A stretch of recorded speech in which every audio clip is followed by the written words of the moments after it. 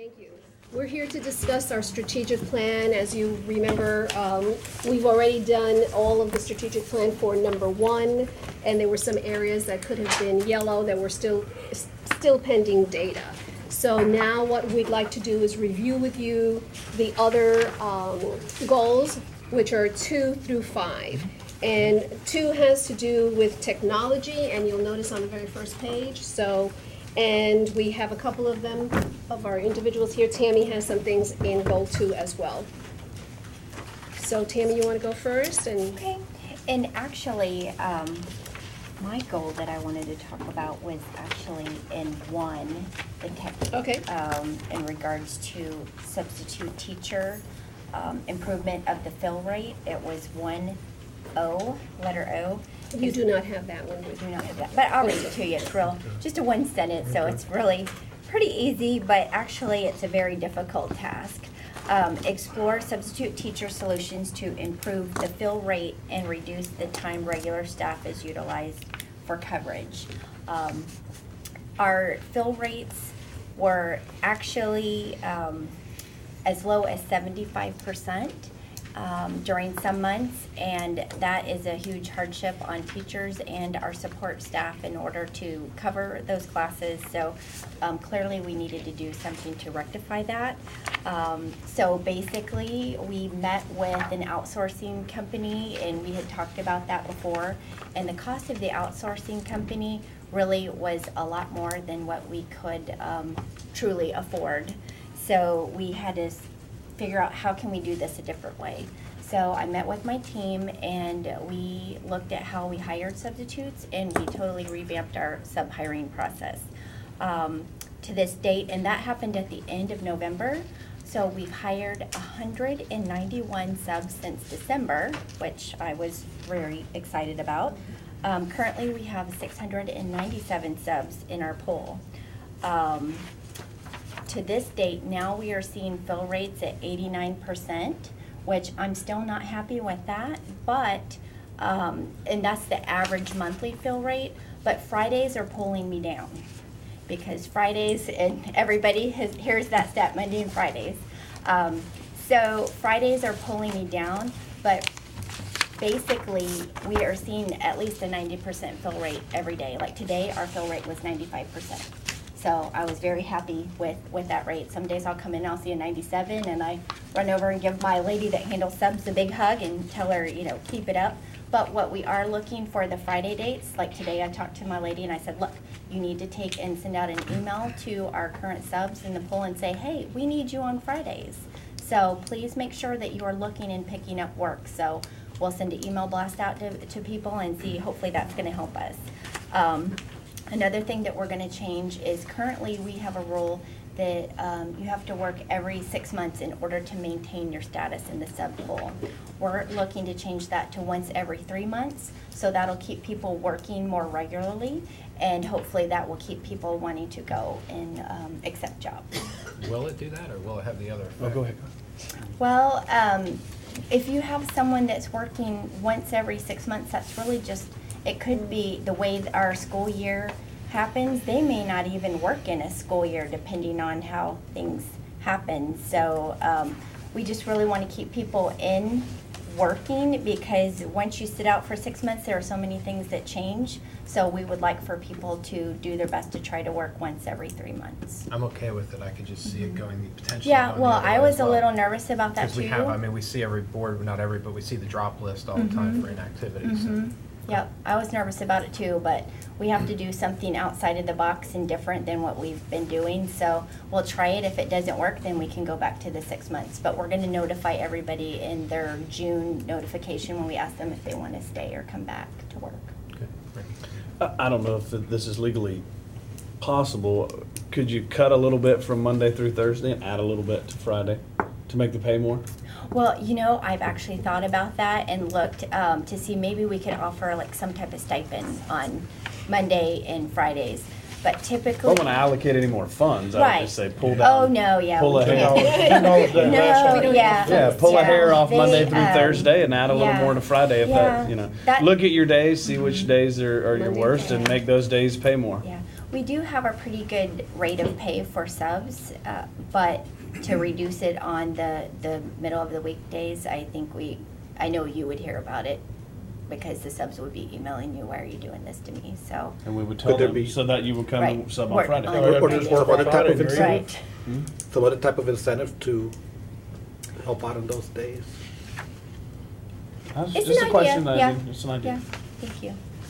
Do you know roughly on any given day, how many subs do we have? Actually, There. as a matter of fact, I do. I have some data here that I brought with me.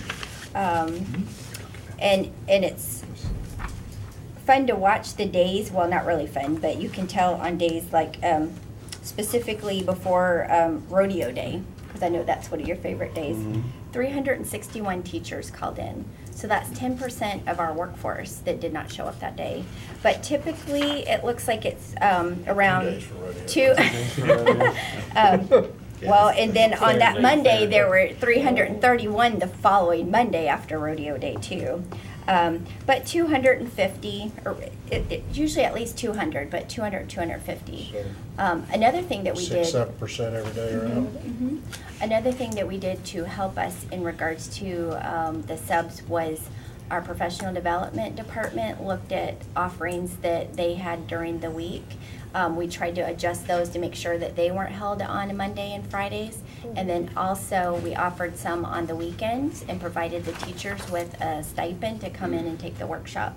So we wouldn't have Instead them of paying outside them. of the I think we classroom. ought to do that all the time. Yeah, yeah, and we were really happy to see that a lot of teachers took advantage of that Saturday, the Do Saturday we pay training. anything or do anything for perfect attendance? Oh, perfect attendance. Some Some schools schools do. yeah. Some Some schools schools do, some schools do. So, we're good, good there? You're up on, Okay, 2A. on page 7. Okay, so on page 7, 2A, and that's in regards to the technology-based employment screening system. And I know you have heard the term teacher match. That's our partnership that we have in regards to our screening tool. We haven't used a screening tool. Some principals do. They may do like a Gallup on their own, but specifically in our district, we don't have a screening tool besides just your basic interview and reviewing resumes. So with this system, it's a lot different. Teachers have to, or teacher applicants have to take a EPI, which is a educator's professional inventory, and that's a part of the screening process that we are undertaking now. We've had workshops at the end of February introducing this new system to principals. We are actually in the midst of scheduling additional workshops right now for when it totally rolls out. We've rolled it out with our new teacher hiring pool for the 15-16 school year. And we started that on March the 20th, and currently right now, I looked before I came over and I had 222 people. So within a month, I had over 222 people that have reached out and wanted to be a part of that pool. So what's going to happen now, we have principals that are being notified at the end of this week, hey, look, your logon's getting ready to come. Teacher match is really going to be real for you very, very soon. And then they will receive their login next week so they can start looking at these candidates. They'll work closely with Greg White. He was the recruiter that was here last meeting with me on targeting people that we're looking at that would be great matches for their school. Teachers, candidates that we are not going to ask to work right now. We are still going to keep in close contact with them. And the reason we may not ask them to work for us right now could be they may be in an area that it's very easy for us to find candidates, such maybe like a social studies teacher. We're looking, hard at people that teach reading, language arts, of course, ESE education, those type of areas to really hit hard and try to get the top people in as soon as possible. Good. Okay, do you have any other? That's the only two we talked about. Okay, thank you. Angela? Thank you. Good afternoon. I do have behind me my support team. Our directors are here, and Mel is out sick, but Carol is here to represent him, so if you need to address any specificity, they're here to help me step in. I have quite a few goals, and what I'm going to do is just kind of go through them very, very quickly and then spend a little bit of emphasis on a few of them that I feel we really want to share and highlight for you. The first one is Goal 2B, and that was expanding our BYOD project. This has been an ongoing goal for us now, going on our 3rd year. And every year that we add on some additional schools, we increase the capacity at all of the schools. I know you'll recall that a while back we put out a chart that had the level 1, 2, and 3 schools. Level 1 schools being those that really don't have, this didn't print out real well. Good, I'm going this way. Thank you. Is it a packet or? It should be just one, but a blank page printed behind it. You have an extra blank page for notes, how about that? Level 1 schools are those schools that can only use their wireless access if the students bring in some of their own devices with their own 3G networks. Level 2 schools are those schools that have hotspots in the areas. For example, they have an access point in the cafeteria, the media center, or specific classrooms. Level 3 schools, which is our ultimate goal, are those schools that have access points in every single one of the schools. When we first started out, we had a good fair share of schools in level 1 and in level 2. And now, as you can see, we're moving into a very heavy emphasis in our level 3 schools. The ones that you see highlighted there in yellow are highlighted because those are going to roll into the goal for next year. These are the schools that we have applied for E-rate funding. So between the E-rate funding and our district's capital matching funds, we should be able to bring those schools in gold up. And then on top of that, we would like to recycle some of the reusable equipment that we're pulling out from some of the other schools. And we turn around and we use that in some of these other schools like Cypress, Deerwood, Point Sienna, Floral Ridge. And we try to bring them up another level. So I So figured all that the- would be a good highlight for you. All the ones that are in 1 that are highlighted have E-rate funding will roll into 2, Hickory if we Tree. get it. Right, If we we get it, we're pending we'll roll receipt. into 3. What's going to happen and why aren't Cypress, Deerwood, Point Sienna in 1, and then Floral Ridge, Pleasant Hill, Thacker? What's going on with them? What we did is we had to prioritize our E-rate needs and our needs in the schools along with our availability of matching funds. And we tried to get the biggest bang for our buck, and these were the schools that we selected to apply for E-rate. In the following year, we can go back and put in an E-rate application for any schools that are remaining with this upcoming application process. Do all of those remaining ones qualify for Title I? Or for E-rate? Are they Title I schools? Right now, all schools qualify for E-rate under the new I guidelines. think St. Cloud's Title I. St. Lakeview might not be also. Okay. It's diminished funding, but it's spread out to cover more schools. Okay. I remember that conversation now. Okay, thank you. Okay. Goal 2C was our student computer refresh. We are still working with our budget and refreshing an average of 10% increase of our computer stations each year. That is accomplished for this year and will continue to roll on into the following year. Goal 2D is... Wait a minute, Certainly. we're only refreshing at 10% per year, so that means our computers are 10 years old when they're going out of service? Theoretically. Mhm. Is The that school board, reasonable? well, it's not I know it's a reasonable. money issue, but It's is a definitely. 10-year-old computer doing anything anymore? Some of the computers that are really old are being refreshed with new computers in the classrooms. We are also trying to capitalize on the computers that we are buying for testing purposes. And we're putting everything in mobile form so that the students can now take those cards and move them from classroom to classroom. So we're trying really hard to not lock the workstations directly into a classroom to help mitigate some of this older computers in classrooms.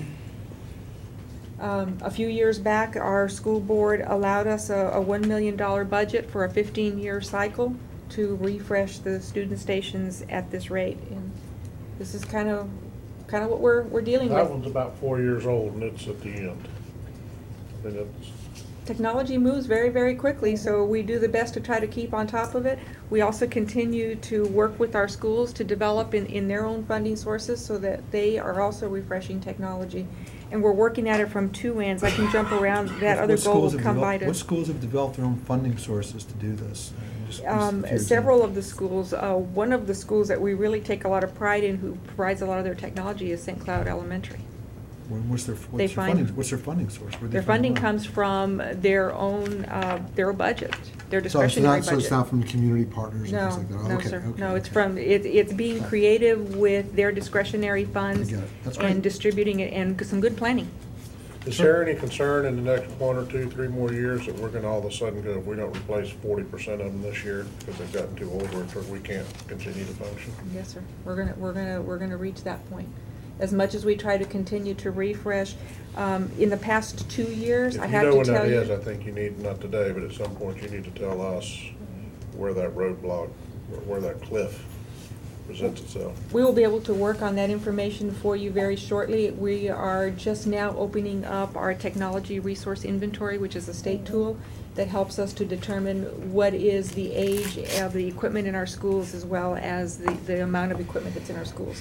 So given the information we get on that survey, we'll be able to provide you a much clearer answer on what the usability and life cycle is of the equipment that's left in the schools.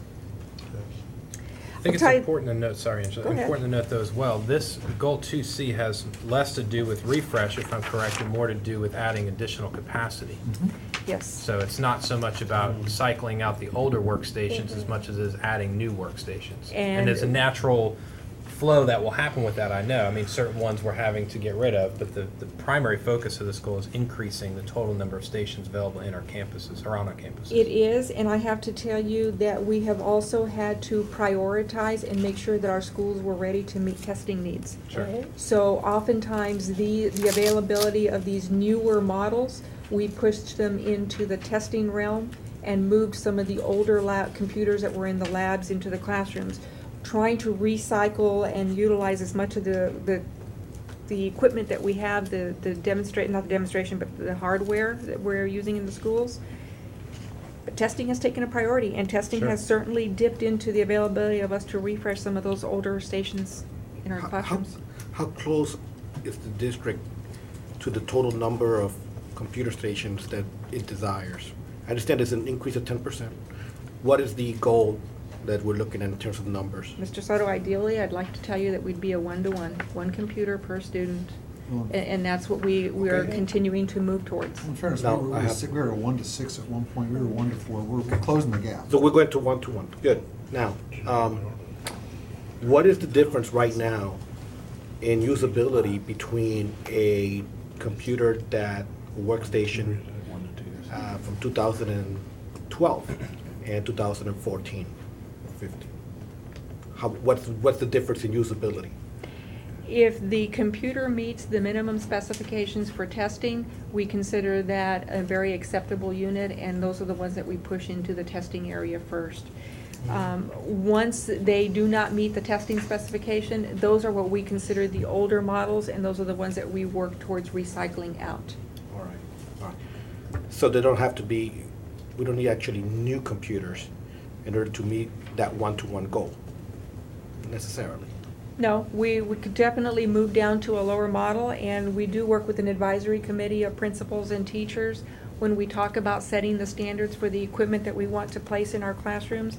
And we've oftentimes talked about lowering the model and making sure that it still meets the test specifications. And then when we talk about the warranty and the ability and usability of the actual hardware, the advisory committee has always ruled in favor of ensuring that number one priority, it must meet test specifications. Because ultimately, one day, we would like to see the students doing their assessments in their own classrooms without having to be moved to a lab.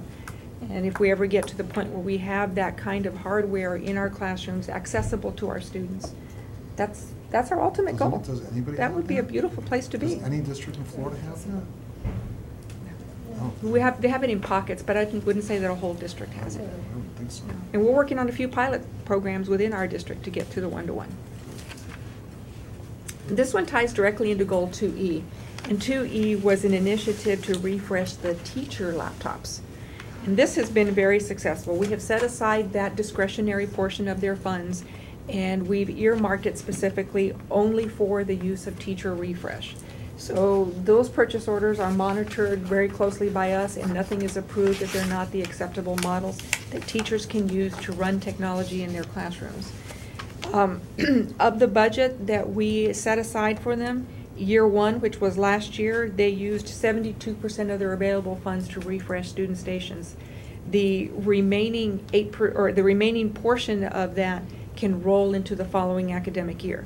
So this year, they used 74% of that availability. And the reason that we tell them you don't have to spend every penny of it, it is a 5-year process. And if they had just purchased brand-new computers in year one, we didn't expect them to toss those out and move on just for the sake of buying a new piece of equipment. If it still had usability and life, we told them, save your money, because in 2 years, you will have to start refreshing.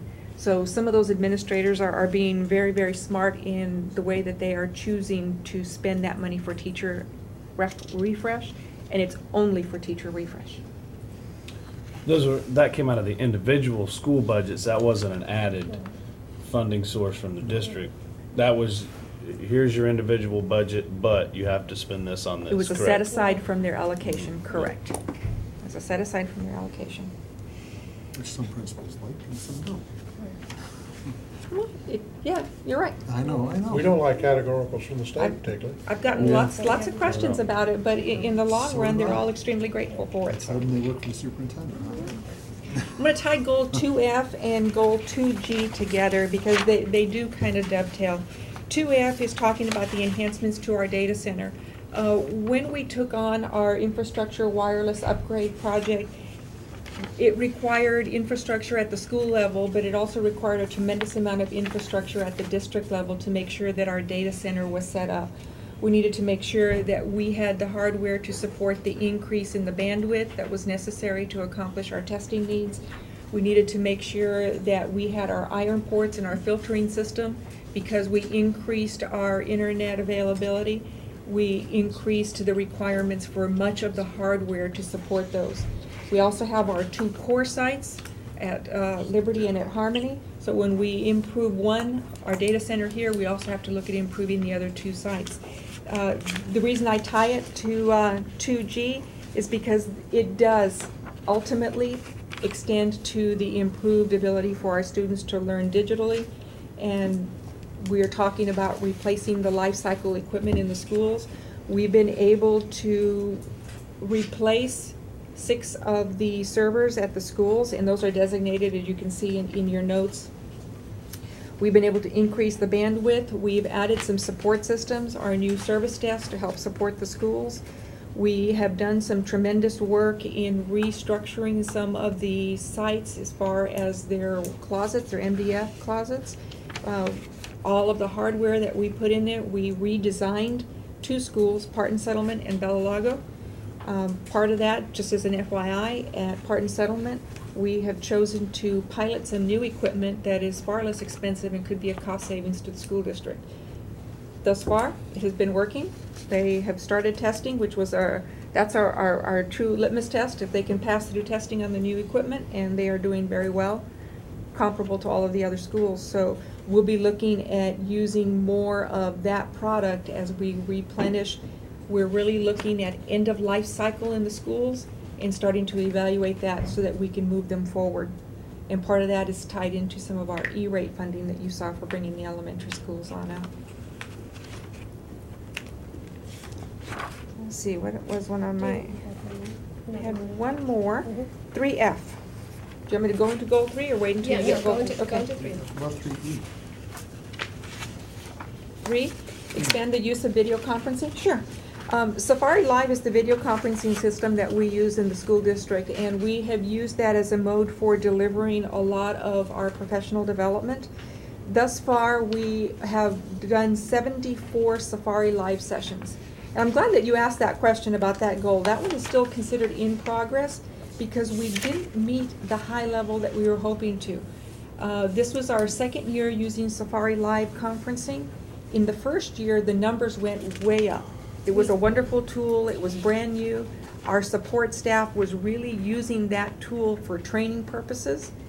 And then this year, we introduced something brand new. We introduced OneNote and Office 365 to our kids. So I'll share with you so you can see where our resources went, and this ties into goal 3F. So even though Safari Live didn't meet that high number, we have certainly met some of those targets when we look at the amount of time that our resource teachers and our staff have been using in training and providing support for digital learning. So they're training each other? Who's the training? They're training in the teachers? schools. They're So- training teachers and in the schools. So I gotta ask a question. Okay. Kelly Cotton, who's our teacher of the year, she gave a presentation here to the board about a year ago on BYOD.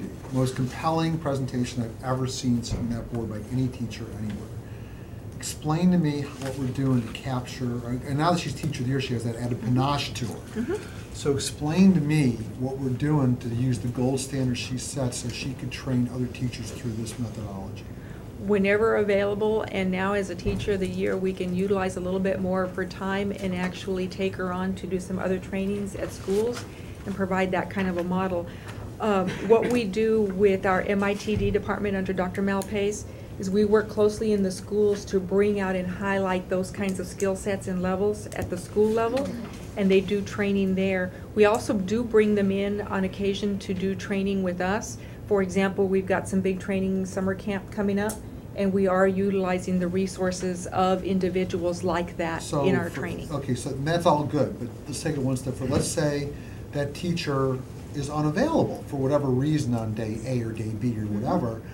Are we are we recording that training session that he or she did the week previous at St. Cloud High School or Gateway High School, whatever? Absolutely. And so we're storing that and developing a library that can be accessed? Yes, sir. In fact, that is a lot of what we have using Safari Live. We're able to videotape those kinds of sessions and keep them.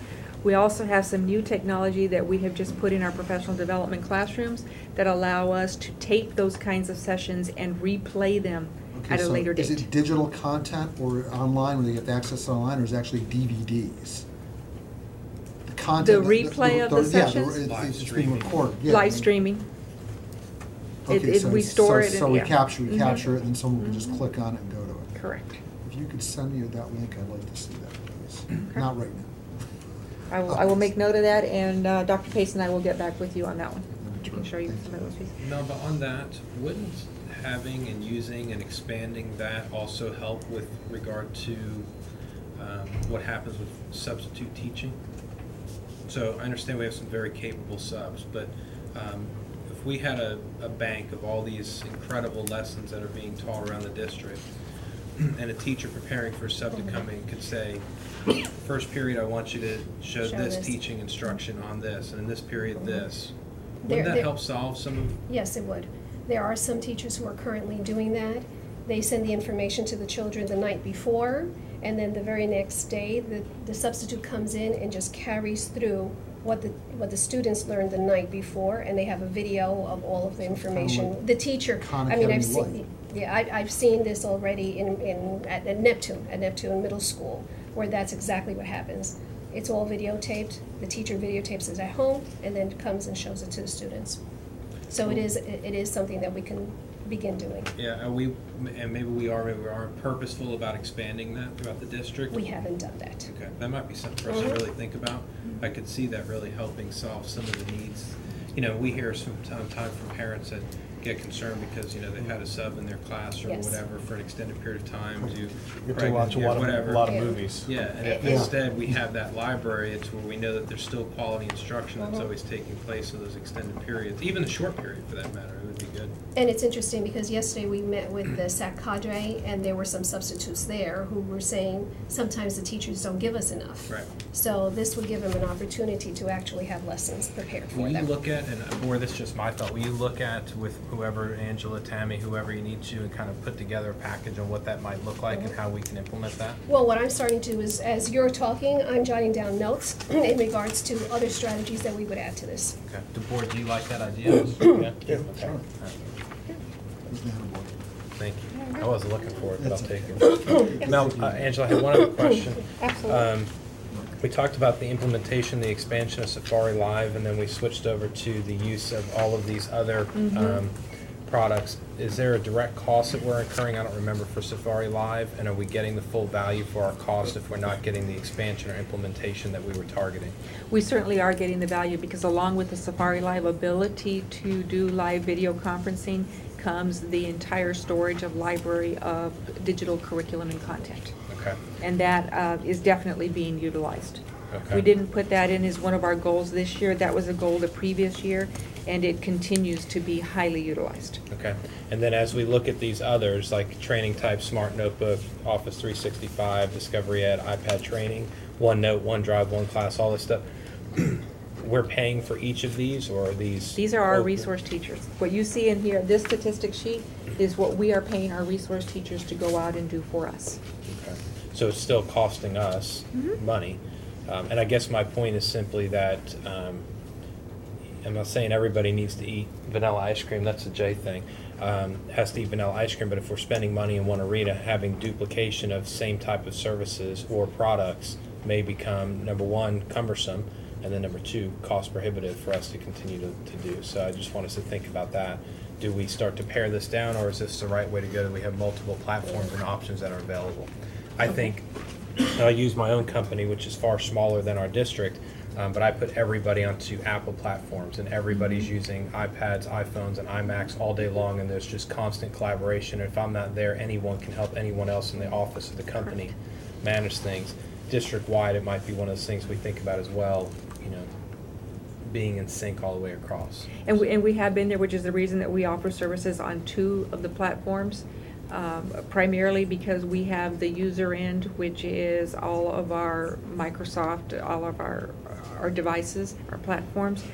But then we also have to offer the iPads and the Apple Right. product, Mm-hmm. because those oftentimes are more consumer type tools that are very usable by the students, particularly our young ones. So in doing so, we've expanded our offerings and support services for a dual platform school district right now, but has limited us and has not allowed us to move forward and do the Android platform. Okay.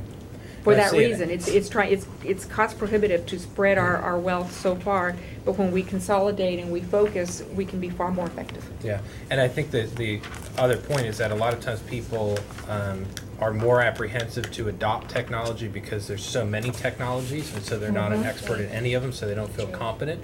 And so they go, I just probably won't use any of them, where if we really invest heavily in whatever that right area is, and I'm not trying to proclaim what that is tonight, the use and the adoption across the district and the comfort and the confidence that comes with that would only increase as well. So just a Agreed. thought or a comment. Okay, Well noted, thank you. thank you, ma'am. Thank you. Thank you. We're going to go on to, continue on actually goal 3, which has to do with professional development, and on page 9. Tom? Yep, okay. 3B is to develop a district-wide calendar. This time last year at the leadership team, we had a discussion about, I guess, all of our events and our meetings and professional development. And the concern really came from our school, our principals, where their staff was being pulled away. It seemed like at similar times, and it was burdensome at the school level with coverage and supervision. So one of the things that we came up with as an idea was to basically to have a district-wide calendar where all of our events would be listed there for all of our directors, secretaries, assistant superintendents, and their secretaries would have access to it to basically to look at what's going on these particular days, and if there's nothing going on, or will it conflict with another event. Since we've done that and we implemented that probably towards the end of last school year and really had it up and running for the beginning of this school year, and since we've put that into place, we've seen, I guess, fewer numbers of concerns with conflicts in schedules, and it's easy for anybody to go in. It's color-coded so that they can go in and see, I can see there's professional development on these days, testing on these days, so it's easy to not have a conflict in your schedule. So that's been Is this on been a first positive. class? Yes, it It's a is. first class calendar. Yes, it is. Yes. Yeah. Okay, good. 3C is in reference to our Preparing New Principals program and admission of qualified candidates into the pool. Some of the changes that we've made this year is we've improved and enhanced the number of trainings throughout the course of the year. Each month, we've tried to highlight a particular department. Some examples of that would be maintenance, facilities, finance. Todd and his team do a 101 and 102 on budgets and how to balance a budget. And yes, sir. One thing, it's great that you're doing that, because I talked with some new APs, and I think you need to do it. Are you doing with APs also, or just principals? That is the. Okay, so the point I want to grading make principles with is the APs, assistant principal. I've spoken to some new APs in some places. I think you need to do a deeper dive on facilities. For instance, I've talked with APs at high schools that have chillers, and they don't know what a chiller is. Which I mean, I didn't press them on it. They had other things going on, but I figured that's something they should probably know if they want to be a high school principal, if they want to be an AP. Because when one of them even have facilities as part of their responsibilities, and I was talking, and they didn't know, it was air conditioning, they didn't know it was a chiller, they didn't know any different from anything else. Okay. And when it's $1 million air conditioning, they should know a little more about it than just Yeah, it's air conditioning. and definitely when we do these, we have about 2-hour sessions on a Wednesday, and we try to highlight as much as we can during that time. But to your point is that we do also have the job shadowing and field experience days, and we do allow the assistant principal who's in the Preparing New Principal program to determine which one of those they would like to go to. We do have them sit down with their consulting principal, and they help to guide where we feel like maybe you need some help in facilities, or maybe you need to sit down with finance and do some additional work on budgeting. Maybe you need some work with curriculum, so we'll ask them to spend some more time in those particular areas. Okay, and I think that's great. I think one of the things you need to do though with the facilities, I mean, we've got $1 billion worth of real estate, and each one of our buildings is $10 to $50 million. I think that maybe somebody from the facilities team should take them around who knows facilities and walk them through the building and say, this is what's here, this is what's there, and even go up on the roof and say, okay, the roof looks like this, it should look like that, or this is in good shape. I think that's critical because, the building's not working right, the rest of it's not gonna work right. Well, I may suggest maybe Clyde and I can work on what we might be able to work on as a goal or strategy for next year and devise some professional development Asset and hands-on type stuff. HVAC class. Will you just send an overview of this program to the board? Sure. Lawns, cows. Sorry. The next one's more fun. Ricky I has- believe so, yes. Okay, I'm going to jump back just a little bit to Area 2 and talk a little bit about 2H, which is the transportation swipe card. We're going to track kids. You're going to see on your form it's yellow. We have purchased the system. We did do a beta test with high schools. We're working with that now. We're working with the technology folks to come up with a standardized ID now for all students. So this will be something that will be in place for the first part of the school year. It's really critical for me that we know where every kid is all the time. What if the kid loses the card? If the kid loses the card, can we Which will identify? never Absolutely, happen. absolutely. We have keypads on every single bus, and every driver has a screen where they can pull up the information. There So an the option student- for parents to get like implanted cards into children? We thought about that. It's Glue them to their forehead. Hey, I was being serious. Yeah, We barcode can't- on their forehead. it's kind of like veterinarians. Actually, I was working That's with where I got the idea from. Melba last night with a group of people who were making suggestions for next year's strategic plan, and they said one of the things they could do for security was perhaps plant poison ivy around so that no one would come through. I said, yeah. Release doesn't fall come in. through. I don't think that's going to Okay, work. sure. But I just want you to know that Poison ivy. that's something that we have been testing. We have been testing with high schoolers first before we turn them to those little kids, and we're going to attach it to book bags so So the that kids, is the number, if they lose their card, they got a bunch of numbers, is it their student ID number? it'll be a number. We won't say at this point that it'll be student ID because that's still identifiable. Sure. So we're gonna come up with a way. Plus, the driver has a screen. They have a trip list. We're working on every possible angle because we know Is it a little swipe ones. card or barcode? It's actually a swipe. And Mark, everything looks good for the launch at the beginning of the year. Absolutely. At this point, yes. Now, I informed you earlier that our transportation director is retiring effective the end of this month. But I have a meeting this week with the coordinator, going to work with him, and then I'm going to be spending a little bit more time than and I have been perhaps, some people will see me a lot, but others will see me a little more, at the facilities to make sure that we're on board. I'm going around to each of the sites, the 3 sites now, to talk with employees to find out what criteria they're interested in a director. I will have employees on that selection committee so that they will have some input into the criteria and in the interviews. I want somebody, I've told them already, I want to get their input from them. I do want somebody who's a people person, somebody who's out there, out and about, who is very reachable. And my second criteria is that person has to be very, very technological, because we're moving out of that age where people can't have a computer. Plus, they have to be somebody who's a budget whiz, because I gotta save money. That's my goal in life. Moving right along, we have goal 3D, and I brought with me today the most talented food service director in the entire state of Florida. If you don't believe that, as you go to your meetings around the state, and you ask about Ray Hollenbeck, they're going to tell you she is the most talented person. They can't believe we stole her. I can't say enough great things about her, and I'm going to let her talk a little bit about 3D, which is about the conference center. But he's a great boss, too. No, he is. She lies. We officially opened up the conference center over at the Alco campus about a month ago. What we have now is basically the shell of the conference center. We don't have all the technology in there yet, but we do have the smart boards up. We've been utilizing it quite a bit in conjunction with professional development. Food service has probably used it the most because we've been testing it out and bringing the cafeteria managers in there and setting it up and doing catering events in there. We had a wedding in there a couple of weekends ago on a Saturday, and it was very well received. We've also we have a kitchen over there now also, which is our catering kitchen, that we make the food for Pat's Place here. We also do serve meals out of there too. We've been trying to get people from the jails on either side of us to, the guards and the administrative staff to come over there and eat. We've had a huge turnout in that restaurant also. And we've started to boost up our catering.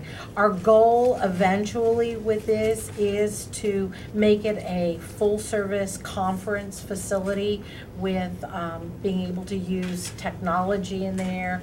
We're hoping to free up some of the laptops that we have in our department to be able to use them in the conference center. We have a tremendous amount of Wi-Fi in there. We built it with more Wi-Fi than we'll ever need, thanks to the guys back there. We're hoping to make this eventually into a state-of-the-art conference center. That we'd actually bring outside folks here, as opposed to sending our folks into Orlando or some other venue that costs us travel money. Having the expert come here, when they're close by, we can take advantage of it. The wedding, I attended the wedding that was there on this Saturday. There were 2 former superintendents there. One of our former chief financial officer was there. It was an outstanding event. And I think if you have not had an opportunity to visit the patio, which is the new restaurant over there, go over for lunch someday. Excuse me? What are the hours? She opens up for breakfast around 7 o'clock in the morning, and then they have to have lunch. So they go to lunch from like 10 to 10:30, and then I think at 10:30 they open back up for lunch, and they go till about 1:30 in the afternoon. I heard there's a possibility they may be making box dinners for the summer. I heard that.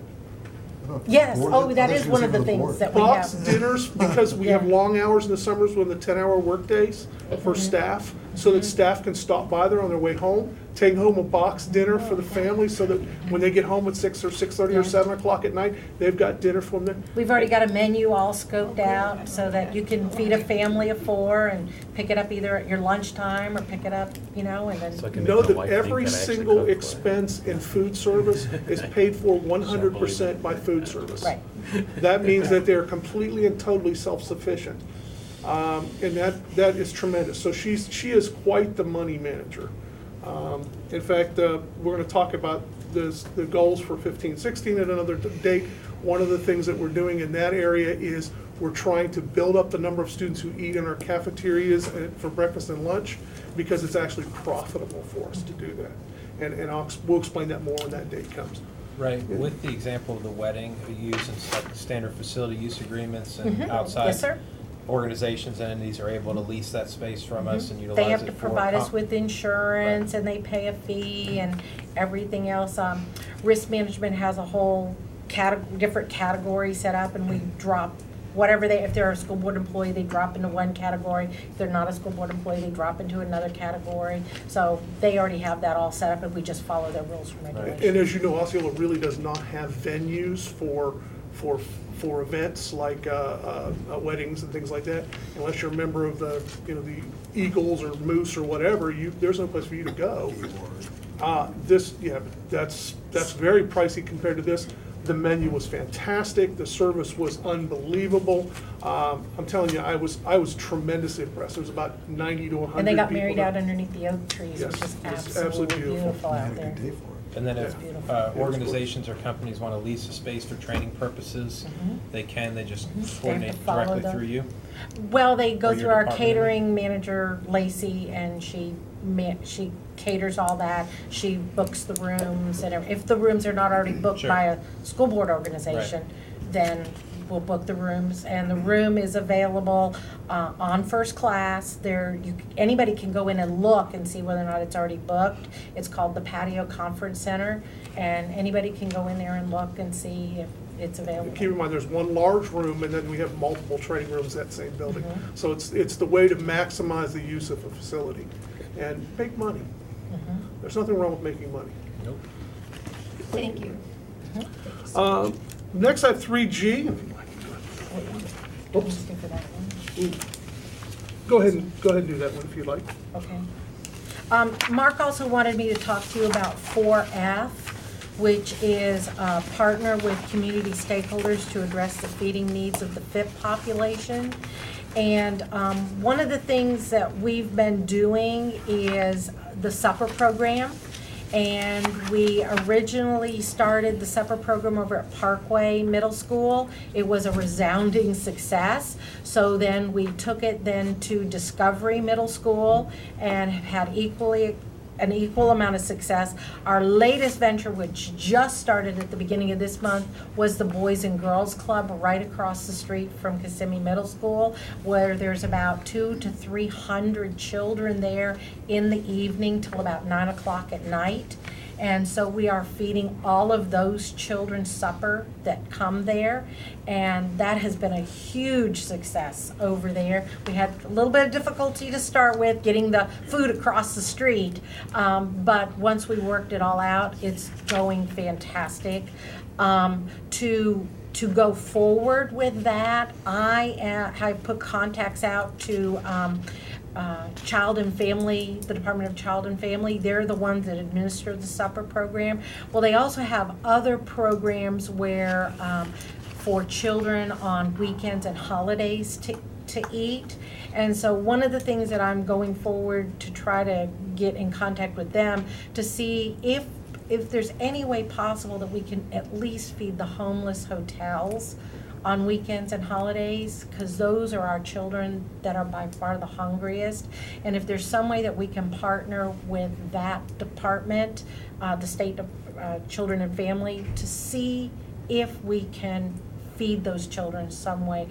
There are a couple of other school districts that have already started doing it here in Florida, and so I'm just kind of piggybacking on what they're already starting, and I got the contact information from them to go forward to see if we can try to feed. I know we do have the backpack programs that do feed, but there's only so much you can put in a backpack, and that food only lasts them for a few days. So if we can find some way to find a way to feed them.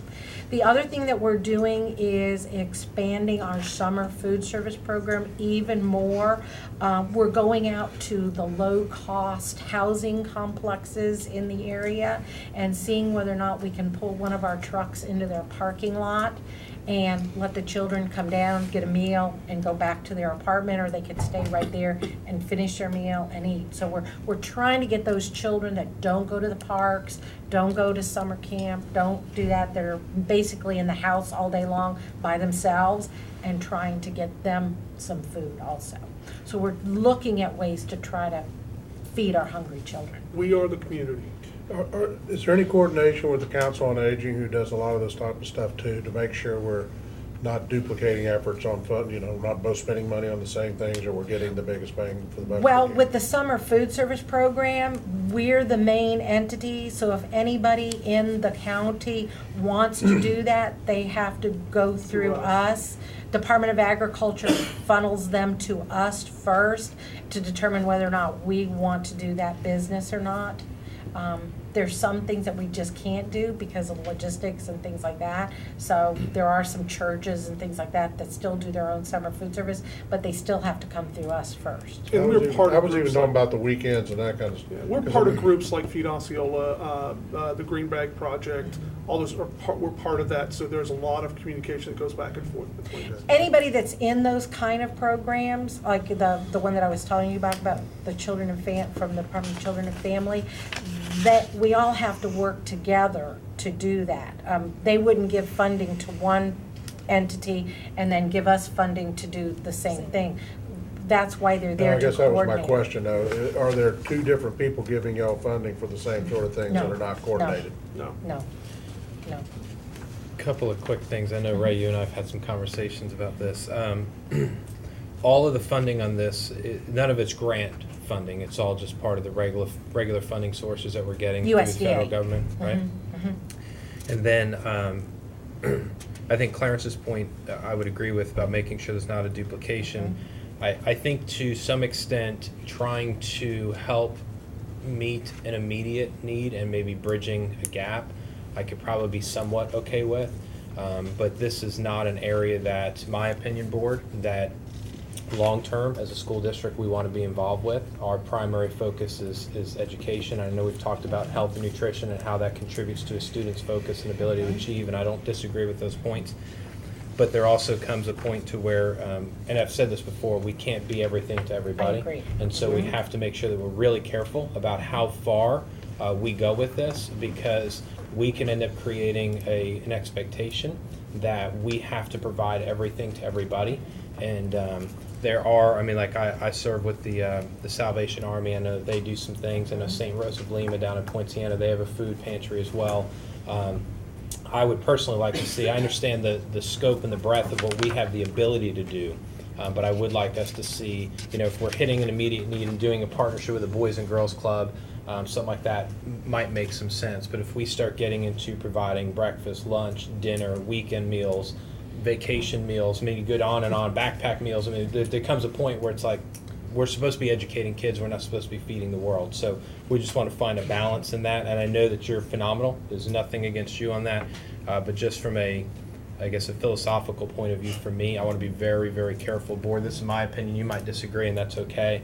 I just don't want to go too far down this road and then create an expectation that we're having a hard time pulling back when the time is right. We know there's a homeless need right now. We also know that there are students that fall into the homeless or fit category that probably really don't fall into these particular needs.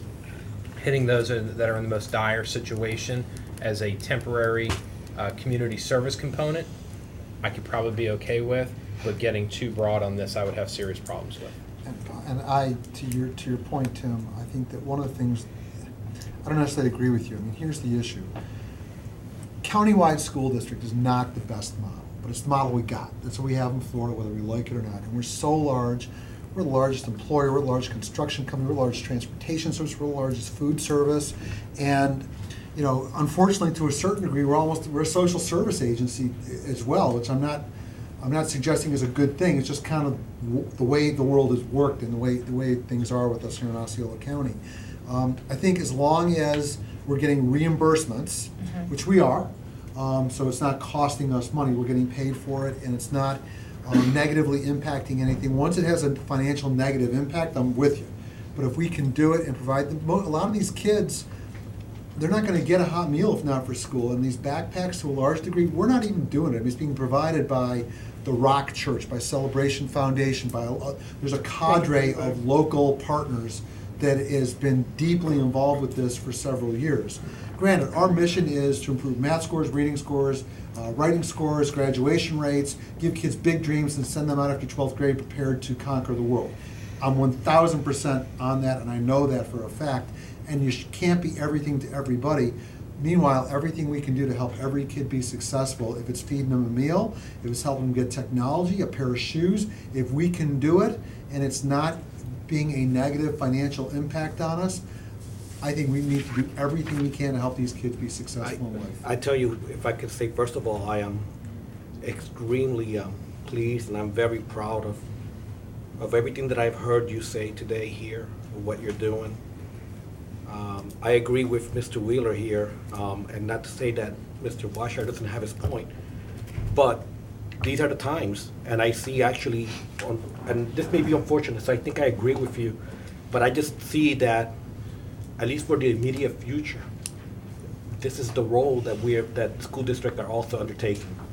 And there's always been traditionally a role for school district, not exactly like a social service, but we are a surveillance system for public health in many ways. It's been like that in many school districts throughout the country, and for a very, very long time.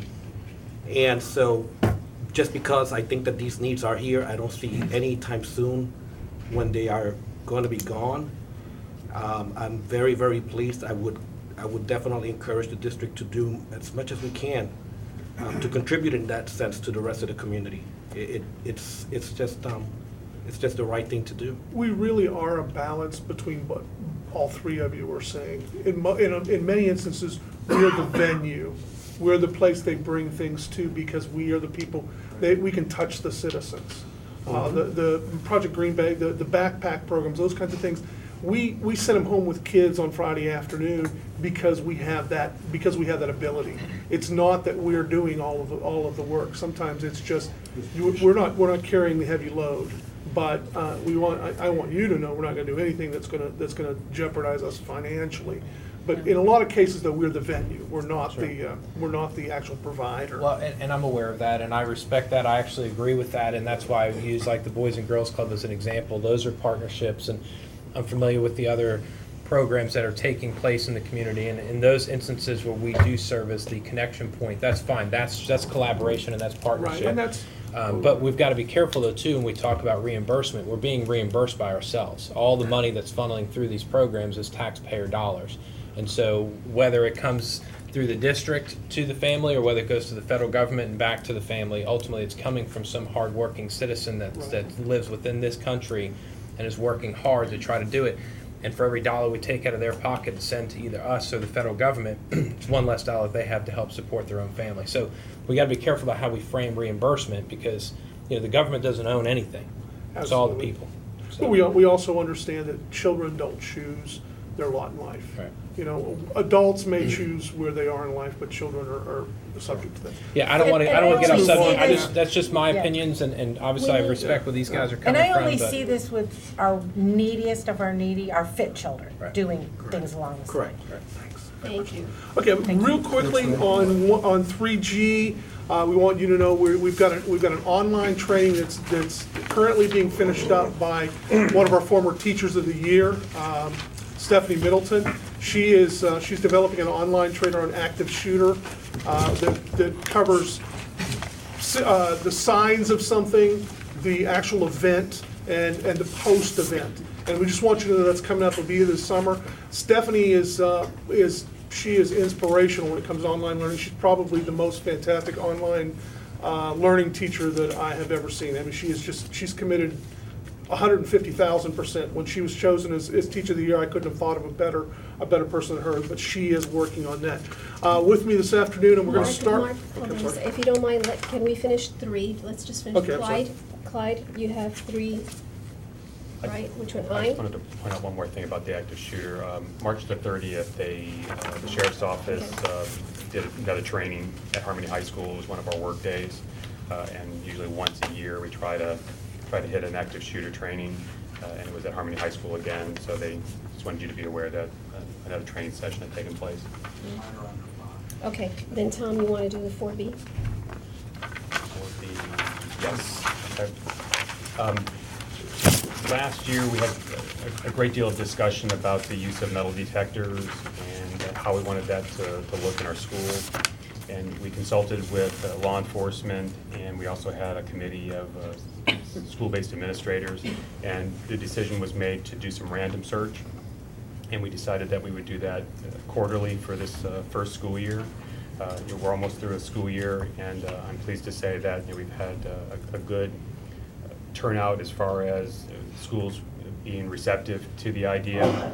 It was a little choppy from parents' standpoint at first, but I think it's become part of the expectation now. One complaint. You only had one, but I had several. But, I mean, in the grand scheme of things, it was a very small number, and we were able to discuss with them why we felt it was important. Principals are pleased with the process, and they're grateful that they have the ability to schedule that as they found any feel it's weapons? important. Yeah, I was gonna say, we learned anything, or? Very few. Actually, what they find more are like maybe a lighter, or I think we found a fork. Just stuff like that. But yes, there has been a pocket knife found on one student, and but that's pretty much the extent of it. It really hasn't yielded And anything of any consequence. 57,000 students 3 times? No. No. No, what we do is we ask the schools to, within a period or two, they select classrooms. Oh, okay. So they may It's not do, 100%. in one quarter, they may do 6 classrooms. It really depends on the individual school. But just a reminder that we've done all of our middle school, high school, and our K-8s just for the middle school portion. Now, are the dogs sniffing for weapons, gunpowder? When we have the K-9s come through, they are searching for illegal substances. And there's a procedure that's separate from the metal detector search. Because I'm a lot more worried about weapons than anything else. Those two are separate searches. Some schools have elected to do them at the same time, but the K-9s are off doing their thing in a separate part of campus, and the other search is done on a different part of campus. Thank you. Dana, we've got 4C. I'm really excited to highlight the next two, and actually I'm going to do, if it's okay, 4D first, and then we'll go to 4C. Strategy 4D talks about the increase in the number of documented volunteer hours across the district. 2%, and that's from last school year. So last school year we had 234,000 documented hours, and then our goal this year was 238,680 for this school year. And keep in mind that the last year's increase was very aggressive. It was 9%. So if you add the 2% in for this school year, that's 11% in 2 years that we've increased the volunteer hours. Good news, we made our goal as of this week. We have over 17,000 OASIS volunteers currently, and so we have them to thank for this increase. And I'm going to be pleased to update you at the end, because of course we're going to take volunteer hours up to the very last day of school. So we have many more hours that we're going to put in, so we're going to blow the number out of the water. I got a brief question about that. Dana. Sure. Are we increasing the number of hours based on the increasing student population? For instance, right now we're at 58,000. Let's say next year we're at 63,000. So on a percentage scale, are we looking at that extra 5%, comes out to like 8.5%? Are we looking to increase based on that? I think 11% in 2 years shows we're That's good. we're doing That's good. faster than what we're seeing student growth. And I attribute it to a couple different reasons. I think our schools are getting much better at documenting the volunteer hours. That helps. That always helps. But I think the schools are doing excellent outreach efforts, and then they're really coming up with some creative engagement programs. Watchdog Dads has drawn some dads back into the schools. We have all pro dads. I know Mr. Weishauer is involved with our Bookmark Buddies. I think they're really looking at some creative ways. The schools are being creative to invite the parents in, make them feel comfortable. And we have a long way to go. We do, but I think 11% over 2 years is a good growth. That's very good. So this will stay a priority for us until we can get every single parent volunteering in the schools. We have some ways to go. So next I'll go back up to 4C, and that talks about increasing the number of quality business partnerships, and that involves business and community organizations as well. And I just want to remember here our last conversation at this table, and for our new board members, you can have a quantity of business partners, but we're also looking for quality. There's a difference there. So we have increased in the number of quality partnerships, absolutely. I'm going to read and I can talk fast. Here's the new ones for this school year. There's more. We're going to again take business partnerships all the way up to the last day of school. So we're getting new business partnership agreements coming into the OASIS office every single day. way.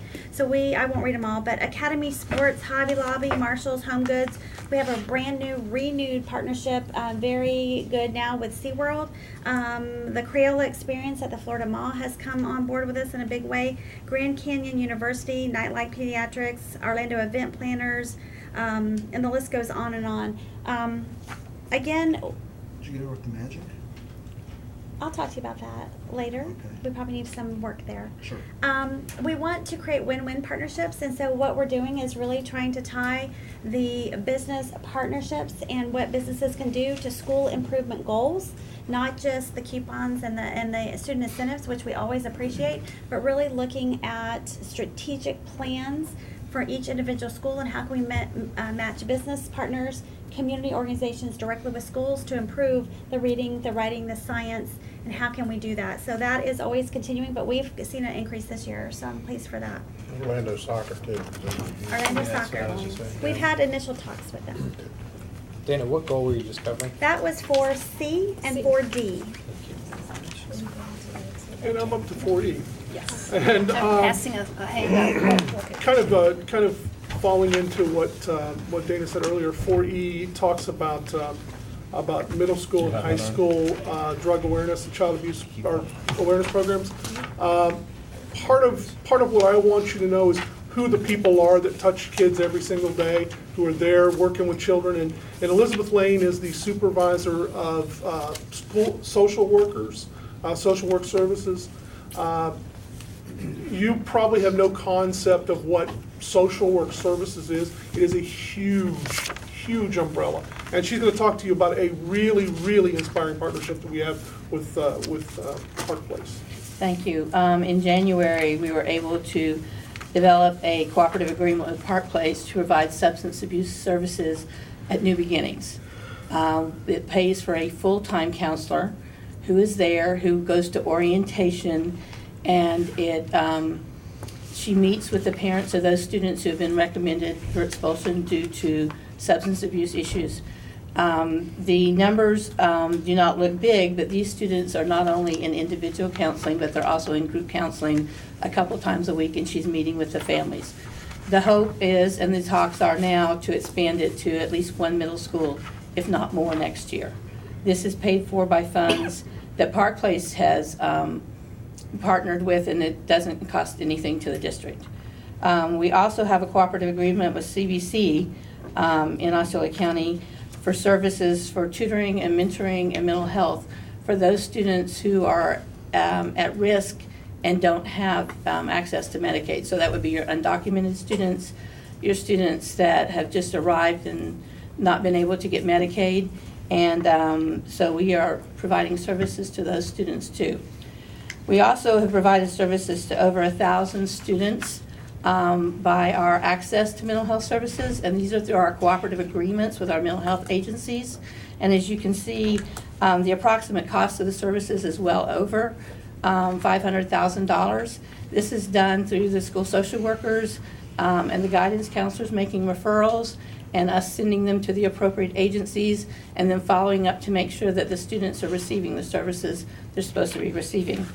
And then, of course, our school social workers, who are always busy, are seeing students individually and in group counseling. And these numbers are just the ones that are involved in substance abuse, because, of course, that's what the target was. Do we have a program in place as a district, not just this, but even your stuff, Dana, where we actually go to Osceola, some of this Osceola Mental Health, wherever it is, or Park Place, where we thank them and let them know how important this is to us, or are we just gonna take it and go? I don't know that there's a program, but we work with them often. I mean, we're in constant contact with them, and then they come Give to the them a little- educational address too. Both of us a little PR. And I will tell you that every time that we meet, I mean, we're very thankful for the partnership, and, you know, from that aspect, but an official ceremony where. Or just, I don't know, thing, no, We invite them to lunch for a superintendent roundtable Right. and sit with them and thank them. Okay, And that's yes, good. yes. And at your address,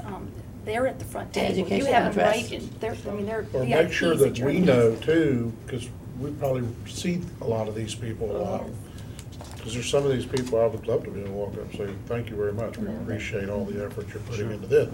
Instead of just walking by and talking about how's the weather. So if we don't, you know. Well, Jim Shanks and Dr. Garrett Griffin at Park Place are two of our strongest partners. I see Jim every week and I didn't even know he was doing this stuff. Yes, wonderful, wonderful services. We also work closely with them, it's not on here, but their crisis center. As you know, sometimes it's necessary for a student to be sent over to the crisis center, and our communication is excellent, especially when those students are coming back into school, and we want to make sure that we are providing the right services for them when they come back into school. And no, they're humble people, so sometimes they work behind the scenes, so sometimes they're not the ones that are outwardly telling you, I'm working with your most critical, your mental health, students. So that's a piece of it too, that they're very modest, highly educated, intelligent people, but they keep a low And you profile. may want to spend a little bit of time talking with Darla and with Elizabeth about some of the kids that we serve and some of the issues that we deal with, because it'll break your heart, but you need to know what's going on in the world. And are you gonna? Sure, we'll jump, if you turn your page over to be efficient, I'm on 4I, and that talks about training, and has a lot of aspects there. This is just this year's numbers. You would double it if you were, probably even more so. Last year, we piloted a lot of programs, and we continued them this year, and we're always going to do training. But from the student services perspective, with the Section 504 students that are getting accommodations, we trained at least a minimum of 180 this year. We do have some people that walk in and they've brought a colleague, and we don't send them away, but they're not on the official list, so there's a little extra. Again, no cost to the district. We don't bring out experts because we have them in-house. We have school psychologists well trained in that area. The next grouping is your multi-tier systems of support, and we're talking the behavior, your positive behavior support, and your discipline overall. And we've worked with charter schools. Charter schools have often a change in their administration. We do a lot of phone consultation when that changes, but when we capture them at the beginning of the year, we're there, and also district personnel. And we have phones ringing every day because unfortunately there's discipline issues every day.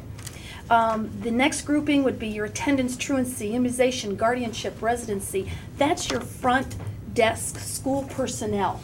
And Elizabeth has headed, we call it Now You Know, and they have a notebook that they build, and they're a waiting list. We have one in May coming up, and there's a waiting list, and we'll have another one in June.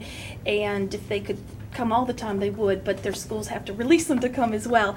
And we do roundtables for that. So they go and capture the information, and we have an expert at each table. And we're expanding it. We're including food service. We're including transportation. Some of the areas that the front desk people need to know about that they don't always get that information. That's what that has been very valuable. And so as you look at some of the numbers, it's about 385 to date, plus we're going to do another 100 by the end of this summer of trainings in those areas as it address the goals, the strategic plan. You can tell that they work in my division because they've got the amount of money they're saving to this. This is roughly $750,000 in services to the district that we're not asking you for money for. And Ray was telling you about stuff she wasn't asking you for money for. Everything we're going to do here. Thank you. Now, I'd like to ask a question Go ahead. about our truancy policy and how many folks, and just explain to me a little bit about our truancy policy and what are we doing there? Does that fall under? Yes. It's us. Yes. It's us. And It's Elizabeth's us. having it. We have currently 4 district people who are working at the schools. What we did was we went to focus and we pulled those schools that had the most unexcused absences, because absences alone don't count as truancy. It has to be an unexcused absence. And then we have assigned those people to those schools to help them with the meetings. We have a district policy, but we're also working closely with Mr. Brown's office to develop procedures that we can meet with the state attorney and be able to prosecute beginning next year. We've spent some time tightening up the procedures we have so that for those students that we have met with and the schools have met with, and for some reason they're still not coming, we send a social worker out there, we send an attendance person out there, it's still not working, then we can then see if maybe taking them to court for educational neglect is. So what we need to are do. sending a truancy officer or someone from the district. Well, we don't have truancy officers. We have 3 attendance assistants, and then we have a social service liaison, who's the next level, who looks also at the driver's license, the students that aren't eligible for the driver's license if they're not in school. We don't have staff to do that. Do we see any trends on attendance being better, worse, and different? Because I've heard stories. Well, this time of year is always bad, but middle school and high school have larger numbers of students, especially those who might be struggling academically. In elementary school, we have trouble concerns with tardies, and then parents sometimes there's thoughts of what I, as a parent, might think it's all right to take my child out for school. You, as an educator, might not think. So we're trying constantly to educate our parents on the value of education. I will say that our average daily rate of attendance last year, we hovered right around 93, 94. This year, it's like 94, 95, for the entire district. So that I think our goal was 95, and the stretch was 96. So it has improved this year. I mean, I know 1% may not seem like a lot, but it really is a lot for a district this size. They send out a quarterly report to all the administrators of all the schools in the district and what their percentage of attendance is. That's So really nice to see. It's actually been 95% all year. It's I'll still send you something. I'll send you that. They'll send it to the board. That's by school. Just by school. For area 4G, H, and I kind of also overlap with someone we have new on board in my office, and I say she's new, but she's really not new. She's new and not new. She's new at being the PBS specialist, the positive behavior specialist for the district. She's in charge of those, going to be in charge of those programs, but she's not new when it comes to bullying. She's worked with bullying in the district for some time. She bullies me all the time. For your information, FYI here, I'm going to tell you she's tough to work with. But I do want you to know that she came back out of the classroom this year. She's been in the classroom for a few years because we lost funding for our Stop Bullying Now from a grant years ago. We used to have 2 specialists in the district. We're now down to 1 specialist who's now a part-time bully person, part-time behavior person. But where you're interested in attendance, if kids are expelled, if they are suspended, if they are in school, if there are discipline problems and they're spending a great deal of time in the office, they're not in the classroom learning. So one of our big pushes for next year, since she's brand new, we're gonna kill her the first year. Maybe we will. But she's going to talk to you a little bit about some of the things she's been working with. Bullying is covered in goals 4G, H, and a little bit in I. So I want her to tell you a little bit. This is Sherry Wacka. In 4G, it specifically talks about the bullying prevention aspect. I've done 4 district-wide trainings. Those are to primarily our bullying prevention designees. We have 1 in every single school. Which is rare in the state of Florida, and there's not many districts that have that. So that's something that my former coworker and I really worked hard over the past 12 to 15 years to establish that. I've done 9 school-based trainings. I was able to do 3 trainings at transportation for our bus drivers because bus and their concerns with bullying on the bus was an issue. I did create a brochure, and I'll pass them around. They're kind of collated. They're in English and in Spanish. And it was just some way to get the word out, low cost, to all the parents, staff members. Sorry, I'm a teacher at heart, so I have to save money at all costs. Parents, staff members, just what bullying is. That's a huge issue. A lot of parents and students don't really understand what it is, so that kind of helps to explain that. Another thing that I do is part of the bullying investigation process is to provide support to the student who has been accused of bullying and then the student who has been the target of the bullying. So I attend intervention meetings to help both of those students. So it's to provide support to parents as well as to the designee. 4-H talks about OSS and our out-of-school suspension rates. One of the things that I'm doing currently is I've been meeting with county commissioners. I actually have a meeting with 2 county commissioners on Thursday, and that's to seek funding from their county betterment grant. And my goal is to start a program next year. It's called Choice to Change, that's currently being implemented in Palm Beach County. How much do you need? I'm asking for $10,000. And so One time? one time it would be 10,000, and then would probably cost between 5,000 and 6,000 every year You might after wanna that. Go online to Celebration Foundation and fill out a grant application. Okay, for that I will also. definitely do that. Call- Thank you. Call Gloria there. Okay, thank you. I definitely will. But basically what the program is, it's almost like a diversion program so that students that have been recommended for out-of-school suspension are able to attend classes with a parent or guardian, and it's 6 classes, and then if they attend those classes, then their suspension would be it would be reduced in some way. So maybe if they got 6 days, they would only have 3 days or something like that. The school would have to work that out. But in Palm Beach County, they're actually doing it, and they have about a 96% recidivism rate. So that's awesome. You don't typically hear about programs like that, and they're willing to let us pilot it, so they're not going to charge me for it. So I really want to get on board with this as soon as possible, because I think, as Mr. Muniz said, changing behavior is what we really need to focus on. And right now, you have to have consequences, which is the suspension. That has to happen. But that doesn't change behaviors.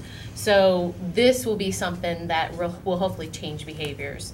And as Darla talked about in 4I about PBS, just coming on board with PBS, I'm currently meeting next week with Stephanie Martinez, who is from the University of South Florida, so she's from that project, and we're gonna really talk about our next steps to really support the schools that are already implementing PBS, and then to expand it to include more schools next year. Just a quick question on bullying. Is the definition of bullying far different than it was 20 years ago? Yes. Yes. It's, go ahead. We'll let the bullying specialist. Basically, how we summarize it is 3 letters, RIP. R is it's repetitive. That means it needs to happen several times. I is intentional. What you're doing, you intend to harm someone. It's not playing horseplay, me joking. That's not bullying. And then the P is imbalance of power. So that could either be age, it could be size, it could be groups of people, it could be popularity, it could be students that have some kind of an entitlement and they feel like they have more power over other students, so it could almost be personality type things. That's what bullying is. So it's not a one-time thing, and that's a lot. You know, some parents that call me, I hear that, oh, my child was bullied, somebody hit them or somebody tripped them, and to try to explain to them that's mean behavior and it's not appropriate, but it's not bullying. We had that with the Claim Academy, and every kid went on Right. and on about being bullied, and I'm like, Right. And the thing that I try to educate is because of the policy, the way it's written, as soon as someone makes an allegation that it's bullying, that consumes the designee's time tremendously. I'm sure, Mr. Booth, all you'd have to do is ask your mom. It literally could take up to 2 or 3 days. Yeah, she is. Yeah, she is. No, she's not. No, she's not. She's amazing. She said you were a Don't bad boy. listen to him. She's amazing. And she does a great job doing the investigation, but it takes a tremendous amount of time when you have to call down witnesses and do all the investigation to do it the correct way. So that's why we try to educate so that parents don't say that word loosely. That's the only thing I worry about with this. Of course, we want to stop it at all costs, but Right. is labeling these kids for, I guess, and Clarence brought it up with the definition of, what is picking on and what is Right. bullying, what can we do to, Right. without labeling a child, because it seems like this can really have a negative effect on them going forward. Correct. And that's scary to me. Correct. I And can't tell you the number of phone calls and meetings she handles every single day. We didn't do this in the past. Now she's more involved with what happens at the school, and she will meet with parents and help to educate those parents, because the parent phone call is repetitive. They're the ones who will continually call school and say, "Oh, my kid's being bullied," when in fact it's a single incident. It's mean behavior, but not. Good. Appreciate your work, Sherry. I'd be Thank you. interested to know too, I know you're trying to be proactive in getting the word out in advance so that we're not having to deal with these reactionary scenarios. right. And this is a societal issue, and so I'd love to just sit maybe and pick your brain, or Sure. just fill my That'd be brain great. one day with how do we get ahead of this, and I know you've been working Right. tirelessly for years on that, but by the time it comes to these designees and the schools and the principals and student services and everything else, it's again, now we're responding to everything instead of getting the message out, number one, that this isn't bullying, stop Right. calling things bullying that isn't. Right. But number two, bullies aren't born, right? Yeah. They're made. And so, bad parenting and poor skills and the list goes on and on are contributing to these things. And so I would just love to figure out, and I know I don't have the answer, I'm sure you probably Well, don't one right of the now. things that I apologize taking up the time, but being in the classroom last year and seeing it firsthand, I know that a lot of it starts with just educating the teacher doing the educating. And that's one of the things that I really emphasize when I go out and I said, I know you have demands, but I did too. And I did it last year, and you can make the time to educate the students, because if you educate the students, they will go and educate their parents. So that's one of the things. And I've worked with a couple schools that have had really big issues. I've gone to their school maybe 10 times because of bullying concerns. So I've worked with the grade level to say, what are you doing to create a classroom community so that the students really feel safe in that community and it's a caring community? And that's where that ties with PBS. Right. And hopefully, in expanding that with the behavior piece, that will help reduce the bullying incidences. I agree, and the things that you guys are doing, things you've been doing for years in the schools are great, but I also know, we've dealt with a number of calls where it's after school, it's in the community. Right. And then they bus think stop. they think it's us as well, and so it Right. just becomes this, so again, we don't need to have the conversation tonight, I'm just Sorry. saying that Yes. I'd love to figure out Oh, how we definitely. can solve this on a more global level in our community and get the word out. And again, I don't think that we necessarily have to be the people that are doing it, but these are the areas for partnerships in the community, and how do we, it goes to the reading programs and these type of things, how do we work effectively to stop this stuff from becoming such a problem and taking up so much time from our educational leaders, so, Just call me and we can meet. thanks, Sherry. Thank you. Dana? Strategy 4L deals with the communication side of the house, and it really had to do with increasing our social media presence. We've done that in a huge way this year. We are on Twitter, Facebook, Instagram, and YouTube in a big way. We have 2 to 4 or more posts every single day. And these social media sites have really given our parents, our community members, our students, and even our alumni the ability to like, comment, and share the posts and information that we're putting out there. The integration has been extremely successful this year. Actually, we've only had to take down one post. I was a little worried about that as we rolled this out, and through the whole school year, we've only had to take down one post, and that was. It wasn't one of mine, was it? It was Was it not Ricky? yours. It was not Ricky either. It was the use of profane language, and so. Oh, it was Jeff. It was Jay. Yeah. We have some guidelines You. posted. We have guidelines posted on all of our sites, and it's been extremely successful for us. And I look forward to expanding that social media integration as we go through the website and the mobile app projects that we have on board, and integrate that into them as well. So it's been a good thing. This is great, Dana, you guys are Real good doing a thing. great job with Thank it. you. Thank you. Thank you. And, yes, Clyde? Is it me? Yes, it's. Okay, is it I'm on 5D, D, yes. 5D. Yeah. Rhonda, come on up. Going 5 what? Got a couple here. I just D, want as to in highlight some of the work that Rhonda and her group have done this year. 5D was to collaborate with local governments. That's something the board had directed us to do, and to get out and in the community and work with the two cities, the county, and the planning groups and everything.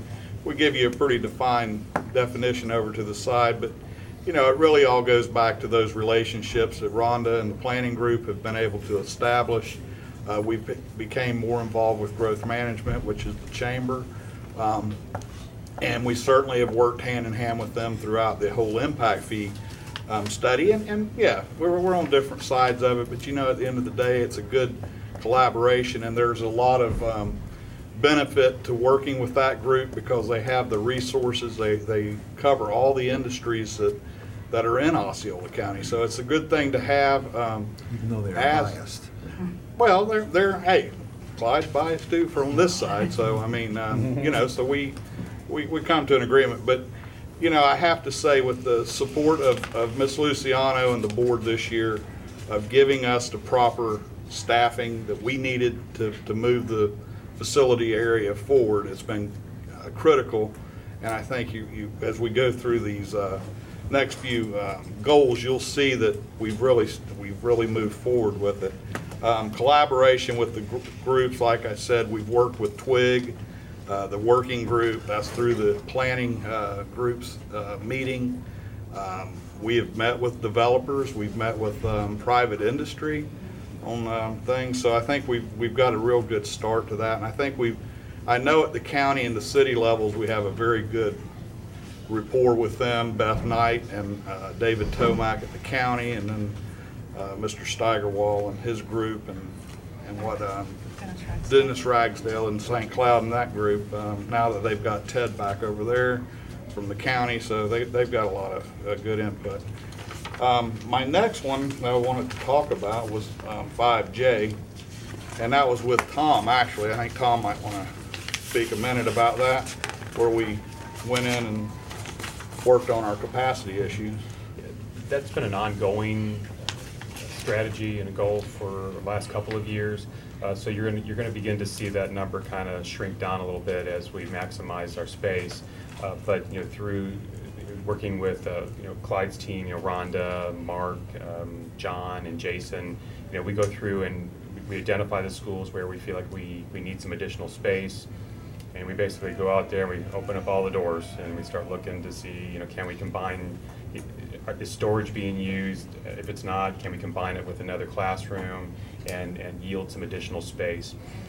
This for last year and this year, we've identified the potential of about 1,100 seats at several different schools, and you know, so we'll be working over the next over this summer. We've got some projects, and next summer we'll have some projects as well. Our goal is to try to get as many students into the physical building as possible, and not have to build new schools, and also to reduce the number of portables that we have on our current sites. Do any of our high schools currently still have capacity? Are they under 100? Are they under 100? Under 95%? Liberty and Poinciana. Still. And I think Celebration still has some space now with the wing. Celebration with the wing Harmony will have company a little does. bit, too. Harmony will with their new wing, but Liberty and Poinciana are just about caught up. So OHS, St. Cloud, and Gateway are pretty much. They require their portables to have less than 100% capacity. Yeah, and Gateway happens to be one of those that's on the list for potential reconfiguration. We've not put that on the schedule yet, but we've identified some space at Gateway. I think while we're having that conversation real quick Not about right now, capacity. that's why it's not scheduled. There are 3 charter schools that the walls are up on. We have the one at Stony Brook. They've really moved forward with that. We went out last week, took a ride and a tour of that. The tilt walls are up. They're moving. I mean, it's incredible. The charter over here at Tapestry the walls are up. I think that's at Charter Schools USA. And then we have one off of and one off the corner of Reeves Road and Pleasant Hill is going in. That's academic, isn't it? Yeah. I suppose. It was Rowena And then the later Flanders, bump I'm not out, it'll sure. be academic. Yeah, I guess It it looks is. good. But, you know, that's gonna absorb some of our, you know, it's helping. I mean, you know, there's a give and take to charters, but right now it's a, I mean, it's a Charter good Schools thing, USA and so. Academic are probably two of the biggest and best charter operators in the state. And they both, you know, they recognize that they can help us fill a need, and they are on us like white on rice, and that's not necessarily a bad thing, all things considered, where we are. Right. And I just want to finish Yes. up on that one, that, you know, we'll continue to look at our schools where we feel there's a concern and identify the space. You know, but when we look at 1,100 seats, I just want, you know, kudos to our facilities team for identifying that number of seats. And, you know, when you, I guess, put it on as a school, that's an elementary school with 1,100 students, and you know, we're doing it at a fraction of what it would cost to build an entire facility. So, you know, we're doing our best to try and accommodate for Is the there growth. any, there was talk, I mean, I don't know if now's the right time, but there was talk about that we were gonna get some relief on SREF from Tallahassee. I know that there was under consideration. Has that gone anywhere? It has not gone anywhere. It was That village just proposed, out but there. it never. I saw one no, of the it never updates from went Nixon, further. I saw it was in one of those updates also. Yeah, but I don't believe it's gotten through the past both chambers. Can I go ahead? Yes, please. 5L would be on performance contracting, or using energy service companies, or ESCOs as they're known. We have reached out, and right now, I can't go into too many specifics because it's on the street right now. We're between, we've just shortlisted off of the state contract, the number that they had on their 8 firms were, you know, had submitted, and we shortlisted that to 4, and then next week we'll be interviewing those. What we're looking at is $15 million worth of capital projects for upgrading air conditioning controls, lighting, and some water, minor water things, water meters and things that will help us reduce the costs there. The way an ESCO or a performance contract works is essentially you finance it, and you're paying it back through the savings. It's all set. This is regulated through the Department of Management Services at the state level. I think Mr. Wheeler's even in the business, although his firm was not one of the companies that submitted. But that's one big thing that we're looking at, where we're short on capital funds, yet our needs are there, and especially air conditioning systems, which typically for an average size school, 150,000 square foot school, will cost you at least $5 to $6 million to go in and replace if you upgrade the controls, the air handlers, and the chillers. So that's one big thing that we're certainly looking at. We'll get a big bang out of lighting, going to high efficiency electronic ballast lighting or LEDs. That will save us another big chunk of money. But these are things that we're working on. Let them look at building envelope, let them look at windows, doors, roof systems. I mean, they may not replace the roof, but maybe they can put cool roofing on top of the roof to lower some of our HVAC costs also. Sure. So that's on the street. That will be coming forward to you guys soon, and that's something that has taken some time to develop the scope of work and to look at it. Are we gonna make them carry the paper, or are we gonna carry it? I've worked with Todd's group on that, however we structure that. We're not quite there yet, are we, Todd? No. And not until we sit down with the firms. Okay. 5M, this is an accomplished goal. This was accomplished last evening, the impact fees. And I just wanted to highlight them and give you a brief update of where we are, what happened last evening. Growth Management spoke, and you know, about the resort area, and Ms. Grebe, you know, spoke and had a lot of very good points on the matter, and kind of was looking to maybe postpone it and see if there couldn't be a study done and everything. But the majority of the board went ahead and sided with, that you guys had approved this to move it forward. There can be a study done at any time.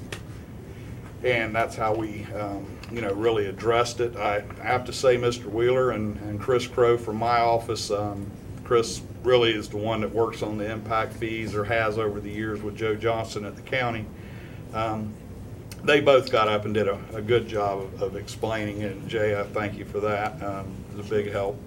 But it passed 3-1. One commissioner wasn't there. Next board meeting, you will get the ILA that we will go ahead and process, but from last night, it has 90 days until it's implemented. The ILA is separate from the ordinance. It's part of it, but it's not the date that kicks it off. But other than that, it was interesting. I mean, the challenges we had with the industry, the resort folks, and everything. But so it's going to be implemented at 100%, and we'll track that, see how it does, and if they decide to have a separate study of the overlay area on the west side, we'll certainly bring that forward to you guys for you to review and make some decisions on, and have our consultant look at it as well. So that's kind of where we're at, but do appreciate all your support on that and everything that we do over in facilities. I really do appreciate it. You're welcome, Clyde. At this point, how long until everything's finalized with the ILA and everything, would you say? We will bring it to your next board meeting. It was approved last night, but I don't have it ready on tonight's meeting. And then once that happens and the new fees are in place and the collections begin, based on the new rate?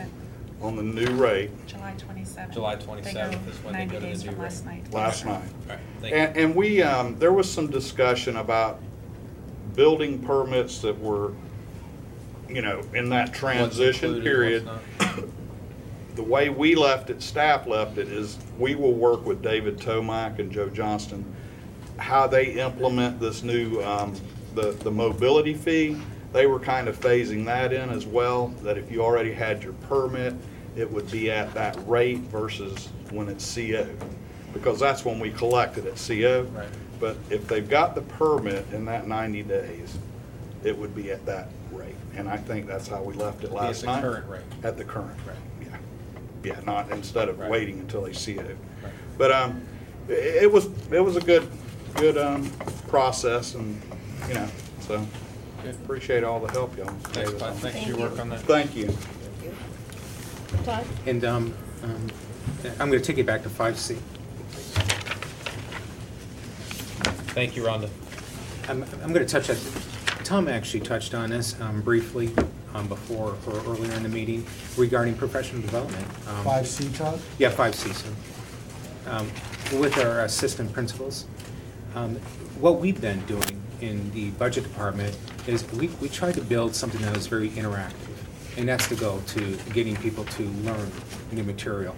So we developed two classes, actually, a Budget 101 and 102 class.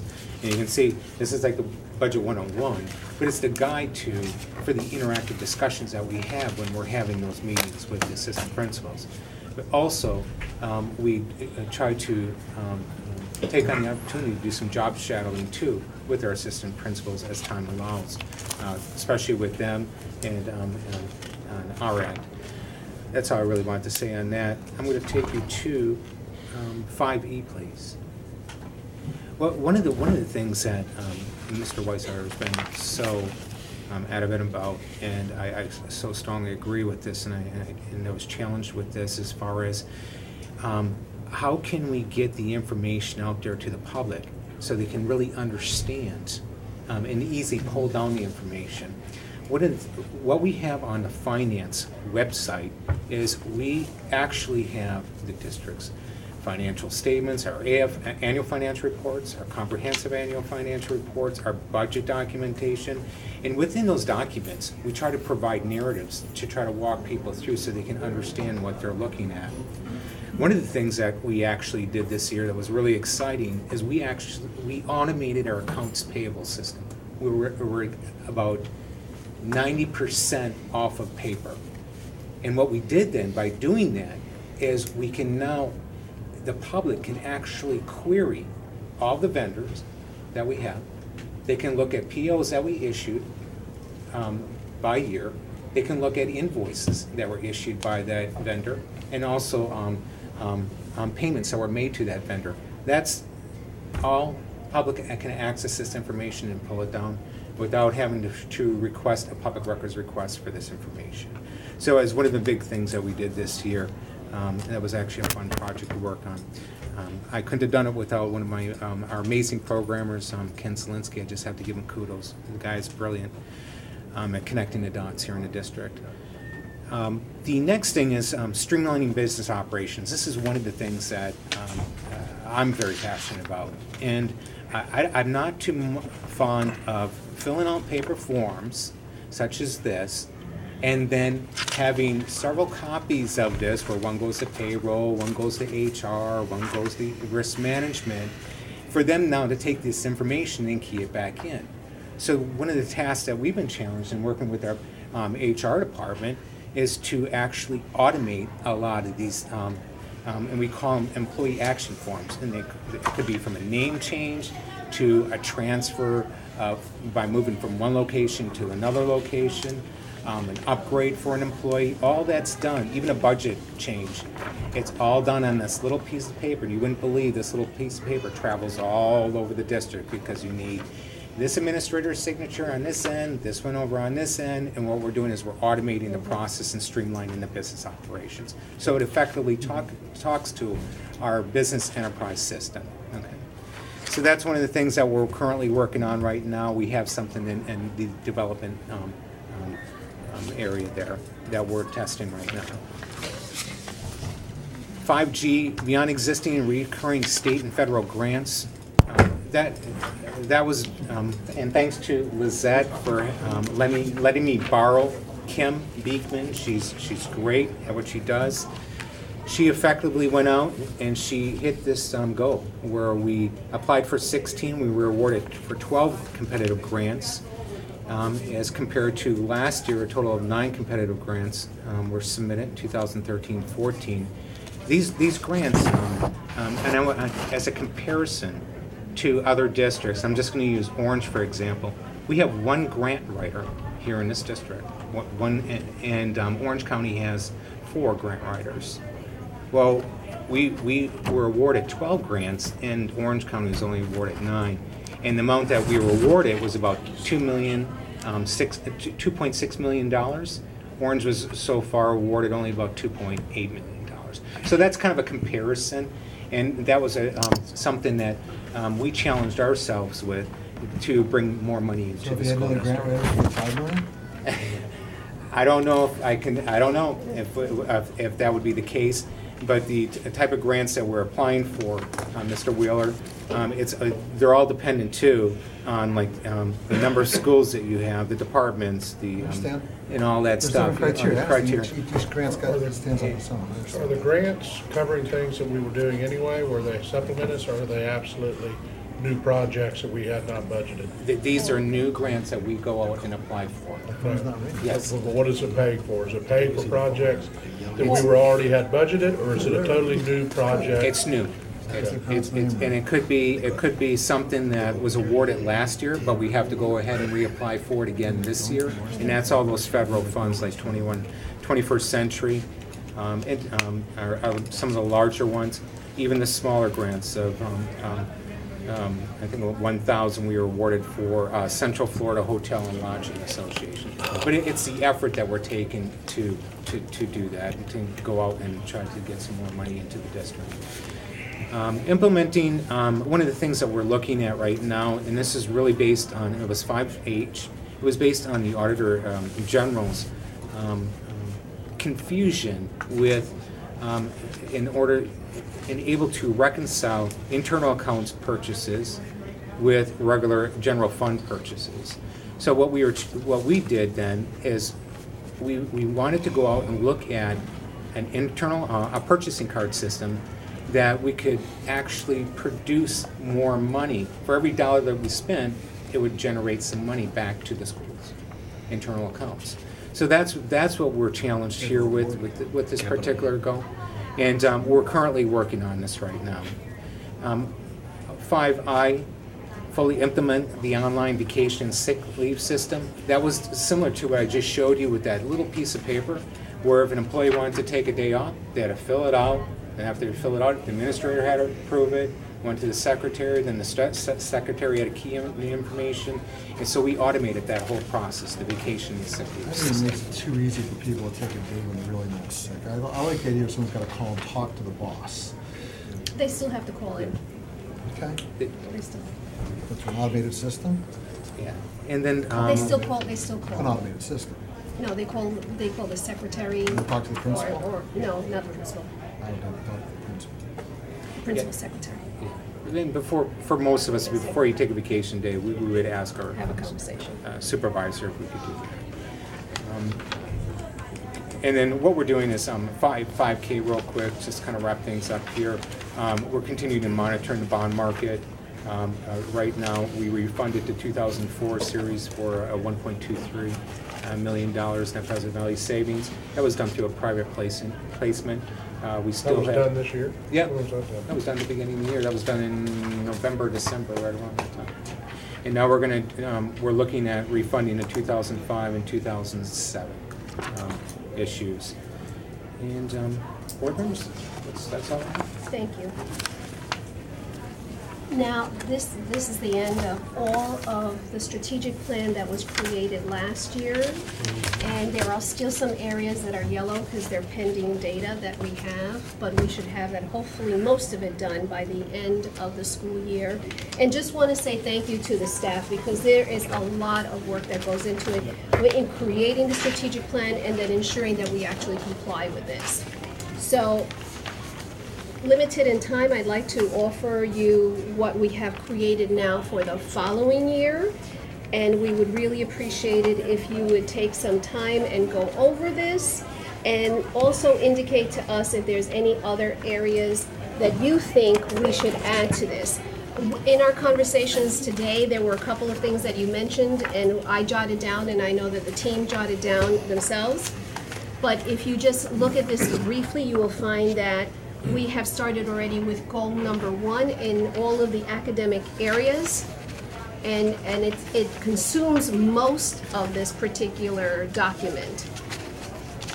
And then as we continue going down, you will see that we are on page 14 is actually when we start goal number 2. So the first 13 pages are all the student achievement. And as you again proceed, you will see that on page 16 is goal 3. And on page 18 is goal 4. And the very last page, page 20, is goal 5. But it's really important for the board to be able to look at all of these, read them carefully, and then give us some Can I get an input. electronic version also sent to me? We're gonna send you an electronic version, yes, tomorrow, but I think it's really important that you have this in your hands and you can carry it with you, Sure. look at it, and then give us some input. How does this work? Like, is goal 1 always goal 1? Did the 5 goals change? or Well, what? I was just going to say that as well, because here's a couple of things, and Melba, I want to know timeline-wise. Here's my thought, board. Number 1, if there's any specific strategy that you think we need to be looking at. Number 2, if you think there's a tweak or an amendment to the goals, that's going to be important to note as well. This is our document to work through and to understand and to provide insight and guidance to the district on as well. Melba, what I wanted to ask from you is, what are you envisioning by way of timeline and adoption and all of that from the board? I mean, what do you desire? The next two, at the next meeting, at our next board, do we have a workshop at the next one? Would you check for me? That's the 5th. That's the 5th. Do we? I thought we did. We do, right? What time? What's the topic? Pam, what's the topic for that workshop? What is it? Strategic plan. Yeah. And that was the day that I was hoping that we can actually sit down, finish this up. But Okay. without your input, Okay. So everyone comes to the we're in April, May May 5th meeting. workshop, prepared to add any thoughts. Well, you can send them in obviously in advance. And any then changes. we'll talk through that, and then the document will come Is there back any chance before we the can move board. that workshop to Monday or week? I may have missed that board. Clarence, We're would you not please? going. I'm sorry. We'll talk about it when we go, just I for the won't sake of know time. probably for the end. Yeah, and the reason, this is blank, because sometimes as you're looking at these, you may want to make some changes, but we'll also send you some blank ones, but if you can send us the information prior to the 5th, that will help us tremendously. And, Sorry. yeah, and then, May Then we have the 5th, 9th. review, and then you're looking at the meeting after The that for 19th for adoption. approval, yes. Good. Corey, you good? Thank you. Yeah, we'll talk about dates. Thank you, Melvin. Thank Thank you, you. guys. Thanks for your presentations tonight as well.